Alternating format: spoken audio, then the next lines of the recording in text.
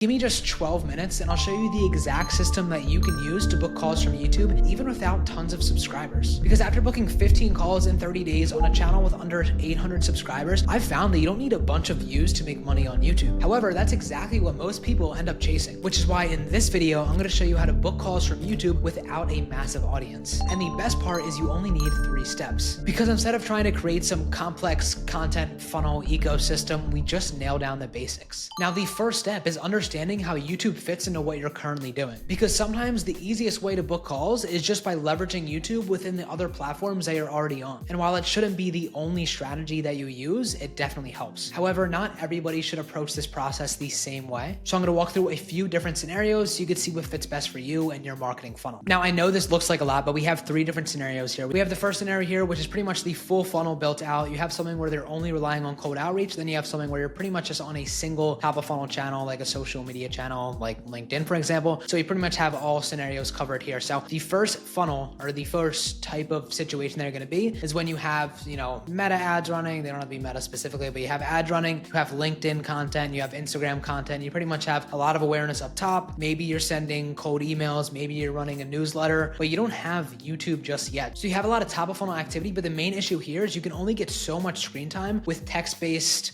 content, whether it's like newsletters, cold emails, LinkedIn, Twitter. I mean, on Instagram, maybe you can get 60 seconds of video time, but you're not really building trust where, YouTube, you're getting 30 minutes, 20 minutes. If they binge a few videos, maybe even an hour. In this scenario, really only getting bite-sized pieces of trust built at a time. So in this scenario, you want to look as YouTube, if you want to look at it from the fastest point of return, you want to use it as a bottom of funnel mechanism where you insert it under something like a newsletter and you're using it as a conversion point. So you're going to post a lot more stuff around case studies. You're going to post a lot more stuff around, objection handling, social proof videos, behind the scenes of like your actual processes, strategy breakdowns, because you have traffic and trust built up, but you don't have enough trust to the point where it's like getting somebody to book a call with you and hop on a call with you. And that kind of brings us to step number 2, where you're in that cold outreach phase. So if you're only sending cold outreach, or maybe you're just mainly on cold outreach, whether that's like over Twitter, LinkedIn DMs, or on cold email, you're mainly relying on that. And the main issue here is that nobody's really going to trust you and you don't have a lot of traffic. So in this scenario, you're not going to be able to use it as a bottom of funnel mechanism, because while it would help, there's no direct correlation that's actually getting people there. So you have to rely a little bit more on top of funnel videos. And what I mean by that is just getting more traction on the channel. So a good split would be somewhere where it's like 50% of the videos you post, you want to like actually shoot for getting traction. 40%, you want to have a good combination of both, like something that's more trust building, like the ones we previously covered, and then something that can also, potentially reach a wider audience. And then stuff which is mainly just like, showcasing results, stuff like that, because these aren't going to get a lot of views. And in this scenario where you're not having any like real top of funnel audience that you own, like it's not going to make sense to only focus on, those conversion points, because there's not going to be too much of a direct correlation here. It's more just to be somebody sees your YouTube channel with 1,000 subscribers, like they're going to be more impressed to answer on these 2 platforms. And that brings us to the third scenario where you're just like one channel heavy on something like LinkedIn, maybe it's Twitter, maybe it's Instagram, but you have a social media platform where you don't have as much trust built up because maybe it's just text-based, maybe it's just 60-second clips, but you're going to want to use YouTube a little bit similarly to the prior one, but we're going to switch the top 2. So in this scenario, you can kind of get that traction over, or that traffic over to YouTube as soon as possible with like bottom of funnel stuff. But I like the middle of funnel because you still want to build up an audience because you might have maxed out like the TAM, depending on how large your audience is on these sources. So you still want to get views, and then you just want to drive traffic to your bottom of funnel videos as well. Whether that's through like auto DMs, any sort of giveaways, pinning posts, putting it in your bio, all of this stuff gets traffic over to YouTube where there's a higher chance of them actually converting. Now that's pretty much the 3 scenarios that I'd recommend in how to leverage YouTube within what you're currently doing. Now, if you want to book calls from YouTube without figuring out all this stuff yourself and what kind of funnel mix you should have, like you can just book a call with the first link below. We've helped clients like Aaron book 15 calls in just 30 days without even having 1,000 subscribers. So if you want to see if we can do something similar for you, you could just book a call in the first link below. But either way, the next step is figuring out what videos you need to post, because you can know the best content funnel mix in the world, but if you're not posting videos that your audience actually wants to watch, then it's not going to get any traction on the platform, or you're going to attract the complete wrong audience. And that's why we follow what we like to call the content bucket framework. And what this allows us to do is because because you have like whatever mix that you found in the previous step. Now you want to actually find how can you make that around your specific service, produce actual ideas from it. And this is the exact answer. So what we do is we have this bucket tree. Essentially, you have your core service up top. You have 3 buckets. Sometimes it could be 3, 4, or 5, depending on the service that you sell. And then you're going to have micro buckets within them. Those can be a little bit heftier. It just depends on the topic. And then within there, we'll actually execute real ideas. Now we're going to walk through 2 examples. So the first one is going to be cold email. So in this scenario, you have deliverability, you have email copy, you have follow-ups, and then you have list building. Those are going to be the main 4 buckets of a service like this. For YouTube content, it'd be like packaging, script writing, editing, and then ideation. And then from there, you'd branch off into micro buckets. Now I don't have these listed out exactly, but it'd be something like how to get out of spam, how to prevent yourself from going in spam in the first place. Something off the top of my head would maybe be like hacks to get out of spam or something along those lines. It's a little similar to the first. I just don't have anything crazy for you now. Like email copy could be like subject lines. Another micro bucket could be like, your call to actions, or it could just be the entire cold email copy system. Follow-ups, it could be,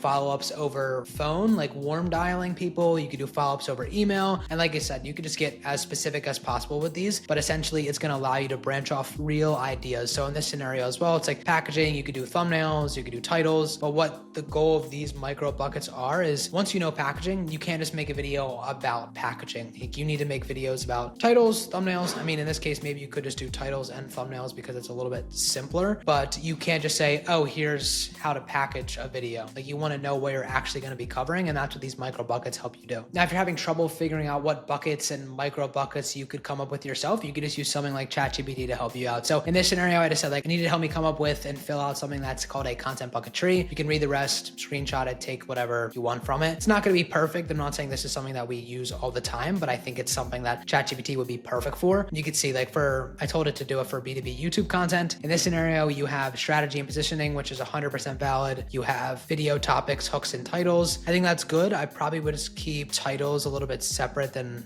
video topics, but I think topics would be right above, still fine. Script writing, perfect. Filming and on camera, I think that's great. That's not even something I thought of. Editing, exactly. So you can see it's pretty easy to have ChatGPT help you with something like that. So if you feel stuck at all, I would just go through something like this. And by now you have your funnel strategy and you know what kind of videos you can actually post about, which brings us to the next step. And that's gonna be packaging and producing videos that actually get clicks. Because if your title and thumbnail are weak, then it doesn't matter how good your video is because no one's gonna click on it, which means you're not gonna have anybody watching your videos to book calls in the first place. However, instead of guessing, we're going to use what's called the outlier theory to help us find packaging that actually works. Now, to first explain what outlier theory is, essentially it's finding a data point on someone's channel where a video has performed significantly higher than the other videos. And what this is telling us is that something about that specific video has outperformed, is better than all the other videos. Because if the maximum TAM is like, say all these circles, the normal video is this many circles, and then the outlier video gets this many circles, it's like there's a reason why it performed better than all the other videos. And I'm going to walk you through an example in a second. But essentially all this means is that the packaging on this video or, whatever it is, was able to almost maximize the TAM for that channel. So with an example that we did for one of our clients, you can look at this. It says, I tried drop shipping for a week, raw results. What we did is I tried sending 50,000 cold emails in a week, raw results. Now this is a top of funnel video, but it helped us get a lot of traction to his channel. And I'm going to show you exactly how to find videos like these, like getting millions of views that you can actually replicate and take your own spin on them. So what we usually do is we go to the homepage and you want to get the vidIQ Chrome extension, and you're going to have this right here. So you'll see these little tabs at the top. And what I personally do is we'll hop on something like this. You could scroll through a bunch of them, so it has more stuff loading when it comes to the vidIQ filters. And then all we do is we sort by something like this. So we just go by publish date, because the quicker an outlier video occurs and the faster you can hop on that trend, the higher chance of it actually working. So you can see right here, like this one is 4 hours ago. It's already an 18x outlier, nothing crazy. I'm not seeing any red. Usually red is the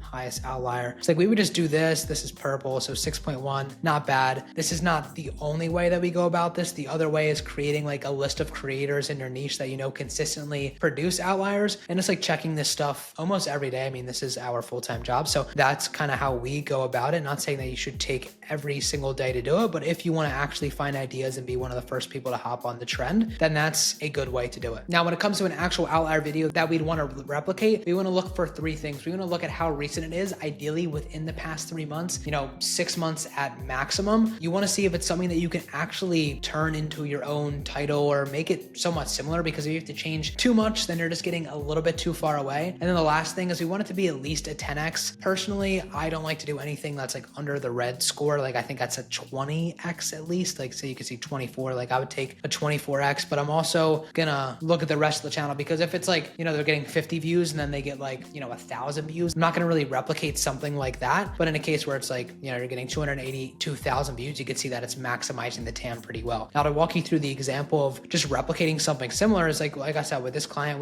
I tried sending 50,000 cold emails a week. The original was I tried drop shipping in a week. And you can see I tried drop shipping for a week, and then I tried sending 50,000 cold emails in a week. So it's not exactly the same. Like I didn't do I tried cold email for a week, because then that seems like he doesn't do cold email himself. So I wanted to do something that's a little bit more authority based, where it's like I tried sending 50,000 cold emails a week, because not like any beginner can make that. Whereas in this scenario, if we did I tried cold email for a week, then it's like I could make that video, anybody can make that video. But in this scenario, it's like I don't even know where to start to send like 50,000 cold emails in a week, and that probably would take me way longer than a week to do. So that's kind of the strategic decisions behind like actually replicating outliers. And it's not just, oh, just look for ideas and find it. Like you want to pretty much validate it with as many confirmation points as possible. And that's kind of what we did in this video. Now, what that allows you to do is you could pick what type of content to focus on when it comes to the rest of the marketing funnel. And then you could pick out your micro buckets, your content buckets, to figure out what topics you're going to actually cover. And then once you figure that out, you can figure out how to turn them into titles and thumbnails by using the outlier theory. Now, like I said, this is not the only way to go about strategizing YouTube videos, but it's going to be one of the easiest ways to start booking calls from the platform. However, there is one thing I didn't cover in this video, and that's how to write scripts that actually turn those viewers into booked calls for your business. So if that's something that you're interested in, you can watch it in this video, and I'll see you over there.